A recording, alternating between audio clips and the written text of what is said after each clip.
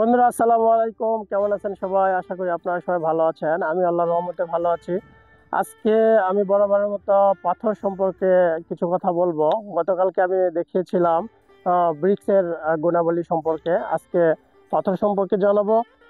বাংলাদেশে আমরা তিন ধরনের পাথর কনস্ট্রাকশন সাইটে ব্যবহার করে থাকি। সেটা রোড কনস্ট্রাকশন হতে পারে, ব্রিজ কনস্ট্রাকশন হতে পারে, অথবা বিল্ডিং কনস্ট্রাকশন হতে পারে। তবে তিন ধরনের পাথরের মধ্যে একটা প্রথম যেটা, সেটা হচ্ছে যে আমরা সিঙ্গেলস পাথর ব্যবহার করে থাকি, আর দ্বিতীয় হচ্ছে ভুতু ভাঙ্গা পাথর, আর তিন নম্বর হচ্ছে ক্রাস স্টোন, যেটা বোল্ডার ভাঙ্গা পাথর হয়ে থাকে।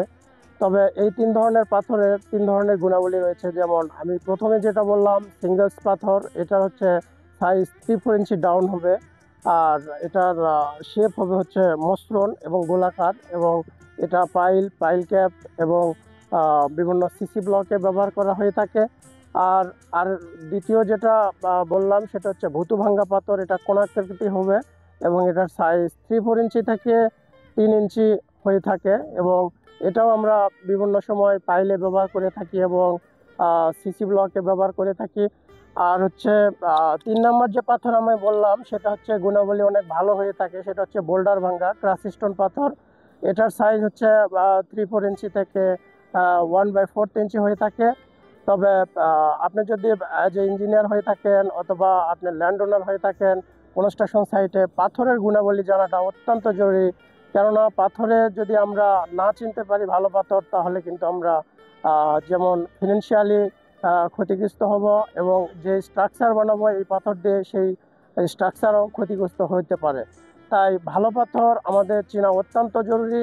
তো কিভাবে আমরা ভালো পাথর চিনতে পারি, তার গুণাবলী আমি আজকের এই ভিডিওতে দেখাবো।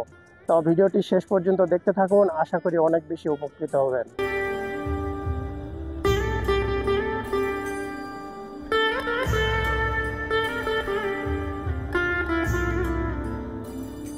পাথরের মধ্যে যে সকল বৈশিষ্ট্য বা গুণাবলী থাকলে আমরা সেই পাথরকে ভালো পাথর বলবো।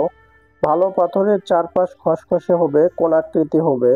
আহ, এই পাথর দ্বারা যদি আমরা কাস্টিং করি, তাহলে এর মধ্যে বিভিন্ন প্রকার গ্যাপ সৃষ্টি হয়। এই গ্যাপের ভিতরে ফাইন ম্যাটেরিয়ালস গুলো গিয়ে বন্ডিং সৃষ্টি করে, তাই কোণাকৃতি অমসৃণ পাথরগুলা ভালো হয়। ভালো পাথরের গুণাবলীর মধ্যে দ্বিতীয় নাম্বার হচ্ছে পাথরের মিশ্রণ একই রকম হবে। যেমন বোল্ডার পাথরের মধ্যে ভুতু ভাঙ্গা পাথর মিশ্রণ থাকবে না, ভুতু ভাঙ্গার সঙ্গে বোল্ডার পাথরের মিশ্রণ থাকবে না। অর্থাৎ ভুতু ভাঙ্গা পাথর যখন আমরা নিব, তখন শুধুমাত্র ভুতু ভাঙ্গা পাথরই থাকবে, আর যখন বোল্ডার ভাঙ্গা পাথর নিব, তখন সেই বোল্ডার ভাঙ্গা পাথর এক জাতীয় থাকবে, একটার সাথে একটা মিশ্রণ থাকবে না। মিশ্রণ থাকলে সেই পাথরগুলোকে আমরা ভালো পাথর বলবো না। ভালো পাথরের বৈশিষ্ট্যের মধ্যে তৃতীয় নম্বর বৈশিষ্ট্য হচ্ছে যে পাথরটি হবে অয়েল গ্রেডেড, অর্থাৎ সব ধরনের সাইজের পাথর থাকবে এটার মধ্যে, গ্যাপ গ্রেডেড থাকবে না। যেমন 60% 3-4 ইঞ্চি পাথর থাকবে, 30% হাফ ইঞ্চি পাথর থাকবে, আর 10% স্টোন ডাস্ট থাকবে। পাথরের মাঠ পরীক্ষার মধ্যে আমরা আরেকটি পরীক্ষা করতে পারি। দুইটি সম আকারের ভিন্ন শ্রেণীর পাথরকে যদি আমরা হাতে নিয়ে অধিকতর ভারী অনুভূত করি, তাহলে ভালো পাথরটির ওজন বেশি হবে এবং ভালো পাথরের মধ্যে কোনো প্রকার ছিদ্র থাকবে না।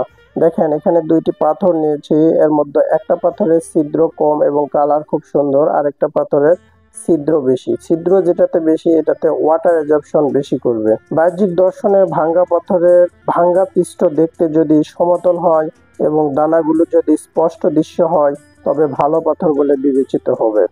কোনো পাথরকে অন্য কোনো পাথর বা হাতুড়ির সাহায্যে আঘাত করলে ধাতব আঘাতের ন্যায় শব্দ হলে ভালো পাথর মনে হবে। কোনো পাথর চাকু দ্বারা আঁচড় দিলে যদি সহজেই দাগ পড়ে, তা নির্মাণের জন্য অনুপযোগী হবে। নির্মাণ কাজে কোনো পাথরকে অপর পাথর দ্বারা শক্ত কিছু দ্বারা ঘর্ষণ করলে যদি পাথরটি ক্ষয়প্রাপ্ত হয়, তবে পাথরটি নির্মাণের কাজে অনুপযোগী বলে বিবেচিত হবে। যে পাথরের ঘর্ষণের ফলে অধিক ধুলাবালির সৃষ্টি করবে, তাও নির্মাণের জন্য উপযোগী নয়। যে পাথরের গায়ে ফাটল দেখা যায়, ওই পাথর নির্মাণ কাজের জন্য উপযোগী নয়। এছাড়াও আমরা আরো কিছু দেখব ফিল্ড টেস্টে, যেটা হচ্ছে যে সকল ভালো পাথর আমরা বিবেচিত করব, সেটা রাফ সারফেস থাকবে, এবং রাউন্ড শেপ থাকবে না। পাথরের মধ্যে কোনো প্রকার কাদামাটি থাকবে না, তেল জাতীয় পদার্থ থাকবে না। ভালো পাথরের আরেকটি বৈশিষ্ট্যের মধ্যে পাথরের ওজন বেশি হবে। অর্থাৎ এক সিএফটি পাথরকে যদি আমরা ওজনে প্রকাশ করি তাহলে মিনিমাম 43 কেজি থেকে 47 কেজির মতো হবে এক সিএফটি পাথরের ওজন। পাথরের মধ্যে কোনো প্রকার মরা পাথর থাকবে না। ভালো পাথরের আরেকটি বৈশিষ্ট্য হলো পাথরে যে ফ্লাকিনেস অ্যালঙ্গেশন আছে এগুলো হলো 30%-এর বেশি থাকবে না। পাথরের রঙের সাম্যতা থাকবে ভালো। এভাবেই আমরা বিভিন্ন প্রকার ক্রাইটেরিয়া দেখে আমরা ভালো পাথর চিহ্নিত করতে পারি। ভিডিওটি শেষ পর্যন্ত দেখার জন্য আপনাকে অসংখ্য ধন্যবাদ।